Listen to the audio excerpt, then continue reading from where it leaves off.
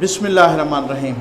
जनाब, आज आपके साथ डिस्कस करेंगे कि गवर्नर राज क्या है, ये क्यों लगता है, गवर्नर राज कौन लगाता है, पाकिस्तान में कम अज़ कम गुज़श्ता 20 सालों में गवर्नर राज कब कब लगा, कहाँ कहाँ लगाया गया, किस किस ने लगाया। सिंध में गवर्नर राज लग सकता है और अगर लगा तो कितने अरसे या कितनी मुद्दत तक बरकरार रह सकता है। ये वो इम्पॉर्टेंट सवालात हैं जो आजकल के सिनेरियो में जन्म ले रहे हैं। कुछ दोस्त अगर पूछना चाहेंगी कि इसकी ज़रूरत क्यों महसूस हुई, इसकी ज़रूरत जनाब ये वज़ीर ख़ारजा साहब की असम्बली की स्पीच में और फिर उसके बाद जिस तरीके से बिलावल साहब ने उनको जवाब दिया, ये मैं पिछले वीडियो में बता चुका हूँ। वो जब उनका कहना कि सिंध में आने का इंदिया दिया और सिक्का मनवाने का और तो क्या हो सकता है, जैसे हमने पंजाब में मनवाया, पता नहीं पंजाब में कैसे मनवाया। एनीवे, मैं जल्दी से पहले सवाल का कि ये गवर्नर राज क्या होता है, यानी गवर्नर रूल या गवर्नर राज कैसे लगता है, कौन लगाता है।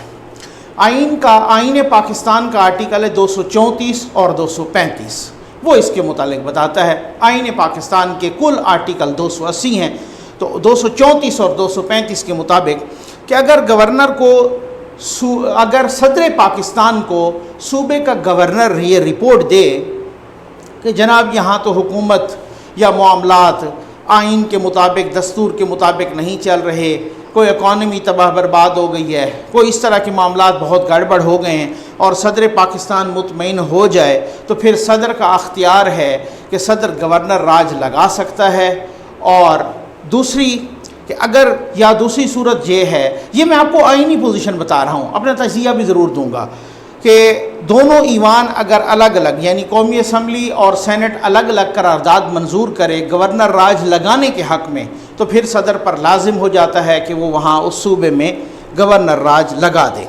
उसके बाद क्या होता है जनाब, सूबाई असम्बली ख़त्म हो जाती है, वज़ीर आला ख़त्म, ठीक है, सूबाई असम्बली ख़त्म हो जाती है और उसके साथ साथ सूबाई हुकूमत भी ख़त्म हो जाती है, ज़ाहिर है, और तमाम तर अख्तियारात गवर्नर के पास आ जाते हैं। ठीक, अब आ जाएं ज़रा जल्दी मैं इसके साथ साथ कोशिश करूँगा आसान तरीन अल्फाज में। मुद्दत कितनी होती है?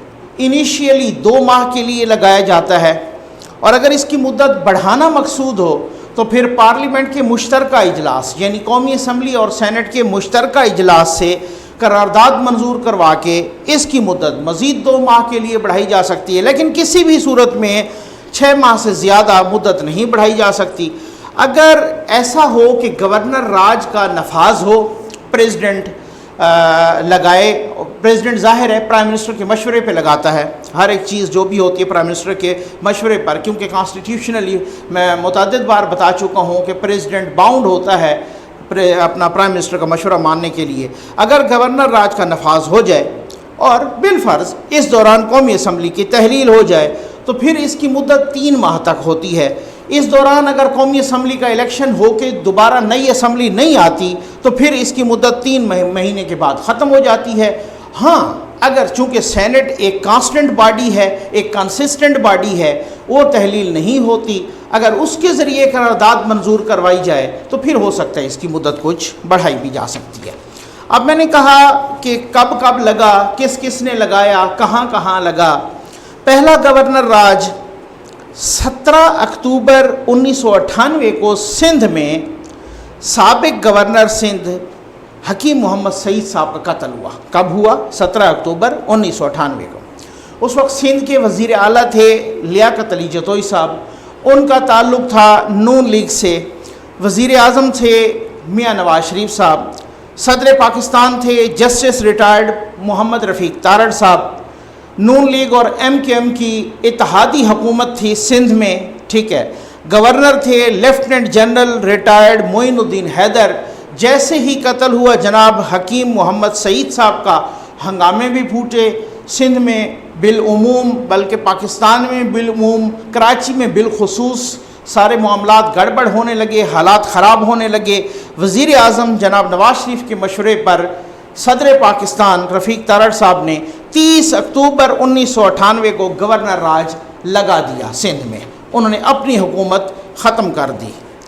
بعد میں کچھ MKM نے ریزرویشنز بھی شو کی تھی. بہرحال میں ابھی فی الحال وہ قانونی نقطے اور جلدی گزرنا چاہ رہا ہوں. دوسرا گورنر راج، یہ ذکر ہے جناب 25 فروری 2019 کو سپریم کورٹ آف پاکستان نے شریف برادران کو نااہل قرار دے دیا. یہ اپنا 25 فروری 2009 سپریم کورٹ نے شریف برادران نواز شریف صاحب کو بھی اور شہباز شریف صاحب کو بھی نااہل قرار دے دیا. اس وقت کون چیف جسٹس تھے؟ عبدالحمید ڈوگر صاحب، جن کو ڈوگر کوڈ بھی کہا جاتا ہے. ٹھیک ہو گیا نا. اس کے بعد آپ کو بھی یاد ہوگا، مجھے بھی یاد ہے، اس کے بعد جناب تقاریر، ریلیاں، جلسے، بہت مطلب زور شور سے نواز شریف صاحب نے بھی تقریریں کی. ظاہر ہے وہ 3 رکنی بینچ تھا، ڈوگر صاحب اس میں شامل نہیں تھے، لیکن ڈوگر صاحب چیف جسٹس تھے جنہوں نے ان کو نااہل کیا. اچھا، نواز شریف صاحب تو اس وقت اسمبلی کے ممبر نہیں تھے، نیشنل اسمبلی کے، نہ صوبائی اسمبلی کے ممبر نہیں تھے، لیکن وہ فیوچر کے لیے تو پھر نااہل ہو گئے. ظاہر ہے جب سپریم کورٹ نے نااہل کر دیا تو.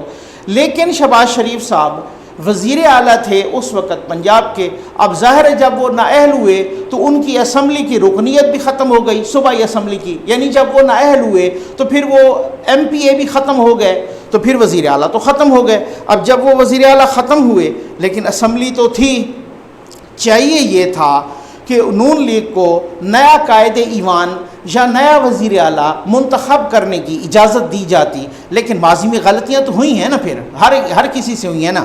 تو جناب پیپلز پارٹی نے ان کو وہ اجازت نہیں دی، اور اس وقت گورنر تھے جناب سلمان تاثیر صاحب. ان کے ذریعے جناب وزیر اعظم صاحب تھے اس وقت سید یوسف رضا گیلانی، صدر پاکستان تھے آصف علی زرداری.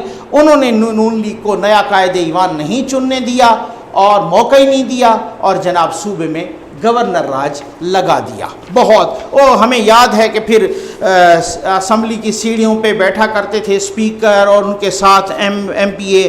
بہت تنقید ہوئی تھی میڈیا میں بھی، اور خود پیپلز پارٹی بھی مانتی ہے کہ وہ بہت بڑی غلطی تھی. ٹھیک ہے، اب آ جائیں جناب تیسرا گورنر راج. یہ ہے جناب 13 جنوری 2013 کی بات، بلوچستان میں لگا.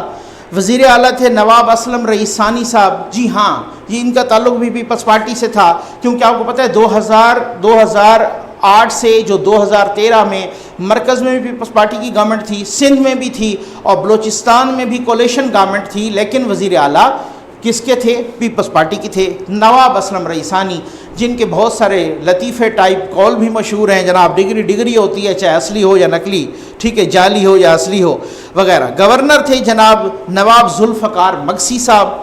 کوئٹہ میں آپ کو یاد ہوگا دہشت گرد حملے ہوئے، ہزارہ برادری پہ 100 سے زائد لوگ شہید ہو گئے. وہ جنازے رکھ کے انہوں نے احتجاج کیا. انیشیلی تو کوئی وہاں گیا نہیں، لیکن بہرحال وہ احتجاج اتنا شدت اختیار کر گیا، پورے ملک میں پھیل گیا. تو پھر مجبوراً، یعنی اس وقت وہ پیپلز پارٹی وزیر اعظم تھے، چونکہ اس وقت یوسف رضا گیلانی صاحب نااہل ہو چکے تھے، راجہ پرویز اشرف صاحب وزیر اعظم تھے، صدر پاکستان آصف علی زرداری تھے، اور جناب گورنر راج لگا دیا گیا. گورنر تھے اس وقت نواب ذوالفقار مگسی صاحب. ٹھیک ہے، اب یہ تو میں نے آپ کو کچھ گورنر راج کی تاریخ بتا دی، ہسٹری بتا دی. اب اس کے بعد یہ ہے کہ کیا سندھ میں گورنر راج لگ سکتا ہے؟ جی ہاں، اس کا جواب تو ہاں کیوں نہیں لگ سکتا؟ جب آئین میں اس کی پروویژن ہے تو لگ سکتا ہے. اور لگایا جب بھی گیا تقریباً کو بلوچستان میں چلیں، ایک مجبوری کے تحت انہیں گورنمنٹ ختم کرنی پڑی، یا اس طریقے سے کہ جب بھی کوئی نہ کوئی بہانہ تو تراش لیا جاتا ہے، کوئی نہ کوئی بہانہ. بہت ساری چیزیں پہلے ہوتی ہیں. کل کچھ دوستوں نے کہا کہ سر اس کا نا یہ ہے کہ اس کو جو میں نے کل پرسوں غالباً ایک ویڈیو بنائی تھی جس میں نیا گورنر سندھ کی بات کی تھی کہ جی وہ تو اس کی شرط ہے کہ اس صوبے کا ریزیڈنٹ ہونا چاہیے اور رجسٹرڈ ووٹر بھی ہونا چاہیے. جی بالکل ایسے ہی ہے، لیکن بات یہ ہے کہ کتنی ایک دیر لگتی ہے رجسٹرڈ ووٹر ہونے میں، یا کتنی ایک دیر لگتی ہے جناب وہاں کے ریزیڈنٹ بنانے میں. تو 2 منٹ کا کام ہے بھائی. قانون اور آئین تو غریب کے لیے ہے، طاقتور کے لیے تو یوں وہ تو موم کی ناک کی طرح ہے کہ وہ پھر مروڑ کے جدھر بھی لگا دو.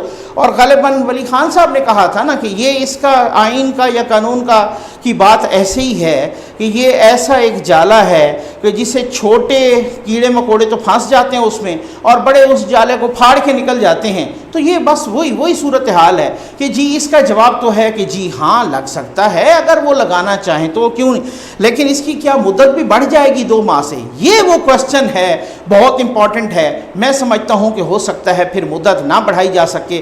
اس کی وجہ یہ ہے کہ سینٹ میں تو خاص طور پہ نون لیگ اور پیپلز پارٹی کی مل کی اکثریت ہے، اور بھی جماعتیں ہیں مثلا بلوچستان کی ہیں یا مولانا صاحب ہیں وغیرہ وغیرہ اس طریقے سے. تو میں نہیں سمجھتا. باقی پارلیمنٹ کے مشترکہ اجلاس سے پھر قرارداد منظور کروانا بھی بہت ہی مشکل ہوگا. لیکن بات یہ ہے کہ اگر اس طرح کی نوبت آتی ہے تو کیا اس طرح کی اگر بالفرض نوبت آتی تو بہت بڑی تنقید ہوگی، میڈیا میں بھی تنقید ہوگی. یہ صرف میڈیا کا نہیں، سوشل میڈیا کا زمانہ ہے. آپ کو یاد ہوگا ابھی چند روز پہلے پیپلز پارٹی اور ایک میڈیا ہاؤس کی فائٹ ہوئی اور وہ سوشل میڈیا پہ اتنی بڑھ گئی، اور وہ اتنی بڑھ گئی کہ اس میڈیا ہاؤس کے ایڈمنسٹریشن کو چل کے جانا پڑا ان کے ہاں سعید غنی صاحب کے پاس، باقی منسٹرز کے پاس. وہاں معاملات طے ہوئے اور وہاں پہ تو یہ ایک بہت بڑی پاور ہے سوشل میڈیا. اور میں سمجھتا ہوں کہ پھر اس کے بعد جو ہے نا مطلب اس سلسلے میں اگر بالفرض یہ ہوتا ہے، خیر غلطیاں تو ہوتی آ رہی ہیں اور غلطیاں ویسے بھی ابھی آپ مثلا بالفرض کوئی بھی، اور یہ پریشر ٹیکٹکس بھی ہو سکتا ہے کہ اس طریقے سے آپ ان کو جو ہے نا پریشرائز کریں. بالفرض 18th امینڈمنٹ پہ کچھ لوگ کہہ رہے ہیں ڈائلاگ کے لیے یا کچھ اور مطالبات منوانے کے لیے، لیکن بہت بڑا کرٹیسزم آئے گا، بہت بڑا بھونچال آئے گا. سینٹ میں ان کا اپنا ڈپٹی چیئرمین بھی ہے، سینٹ میں ان کے آپ یہ دیکھ لیں کہ لیڈر آف اپوزیشن بھی ہیں، اور اسی طریقے سے قومی اسمبلی میں بھی ان کی اچھی خاصی تعداد ہے. اب جو نون لیگ ہے وہ بھی ان کے ساتھ بہت، اور باقی اپوزیشن بھی اسی طریقے سے متحد ہو جائے گی. اس ایکشن سے اگر اپوزیشن میں کوئی ادھر ادھر کی دراڑ ہوگی بھی صحیح تو وہ بھی بہت زیادہ متحد ہو جائے گی. خود حکومت کے اندر اور پی ٹی آئی کے اندر سے بھی آوازیں اٹھیں گی، بہت سے سین مائنڈ ہیں وہ بھی بہت زیادہ. تو آئی تھنک یہ وہ پراس اینڈ کانس تھے اور یہ وہ تجزیہ تھا جس سے میں نے آپ کو آگاہ کیا. یہ کچھ ایسی چیزیں ہوتی ہیں بعض اوقات کے کچھ آئینی قانونی پیور کچھ بحث ہوتی ہے، وہ بھی بہت سارے دوستوں کی ڈیمانڈ آ رہی تھی کہ سر آپ اس کے متعلق بتائیں. باقی تو انشاءاللہ پولیٹیکل تجزیہ اندر کی خبریں وہ چلتی رہیں گی. نیکسٹ ویڈیو میں بھی انشاءاللہ ضرور وہ ایسا ہوگا.